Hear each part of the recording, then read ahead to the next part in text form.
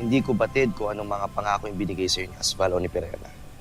Ngunit kung papayag kayo sa aming nais, ay makakamtam niyong pangangalaga at pagkilala na handang ibigay ng Rireo. Para sa inyo, mga nipihitang kasal. At paano ako makakatiyak na hindi nyo binibilog lamang ang aking ulo? Bakit? Nakakatiyak ka ba na itatrato ka mabuti ni Perena? Gayong batid mo naman kung ano nagawa niya sa kanyang ina at sa kanyang mga kapatid. Kaya, kung nagawa niya saktan ng kanyang ina at ang kanyang mga kapatid, ikaw pa kaya at ang mga kasama mo? Kung sakaling pumayag ako sa nais nyo, kailan nyo isasagawa ang balak nyo kay Perena?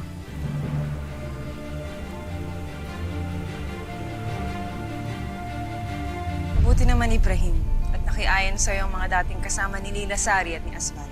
Katarungan ang hinahanap ni Maika para sa kanya, sa kanyang kapatid, para sa mga kasama niya sa Karsero. Kung kaya't pinangakuan namin sila na makikipagkasundo kayo kung sakali man na umanib sila sa atin. Kaya ngayon ay nakakatiyak ako, nakasisiguro ako na hinihimok na sila ni Maika para makipagkaisa sa atin. At ano ang tanda na pumapayag sila at nakikipagkasundo sa atin? Mamayang gabi ay magpapaputok sila. Pagliliwanagin at pag-iingayin nila ang buong Sapiro. At ang liwanag at ang ingay na yon ay makarating sa atin. Axelom, sindihan mo na yan.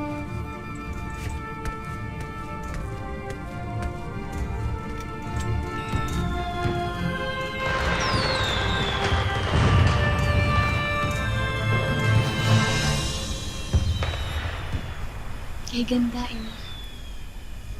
Oo, Mira. Ngunit nangangahulugan din niya na muli kami sasabak sa labanan. Hindi ako papayag na maiwan dito, Amir. Kasama ako sa inyo. Dahil ibig ko rin makatulong sa pagpapalayan ng sakit. Ngunit sino ang may iwan dito upang magbantay kasama ni Imam? Nay. Kung ipapahintulot niyo, Ina, ako na lamang. Maaari niyo akong asahan at hindi ako papayag na may makapasok na kaaway.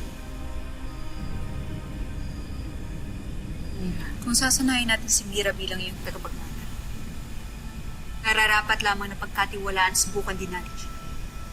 Kaya hayaan mo siyang matutong ipagtanggol ng nalay.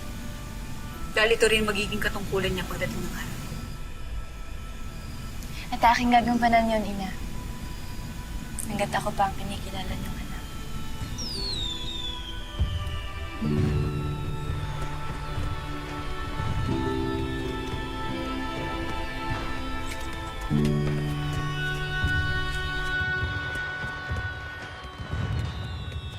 Anong ginagawa ninyo? Sinong may sabi sa inyong gawin ito? Paumanhin, mahal na Reyna. Pinagdiriwang lang namin na ating tagumpay. Masaya kami dahil nasa kamay na natin ang Sapiro. Ngunit kung lubos kayo naaabala o naiingayan, ay maari na naming itigil ang aming pagdiriwang. Huwag na mga kasama. Lalo pat batid ko na ang iyong dahilan. Ipagpatuloy niyo ang iyong pagdiriwang. Magpapahanda tuloy ako ng masarap na hapunan kay Gurna. Nang sa ganon ay may mapagsalutan kita.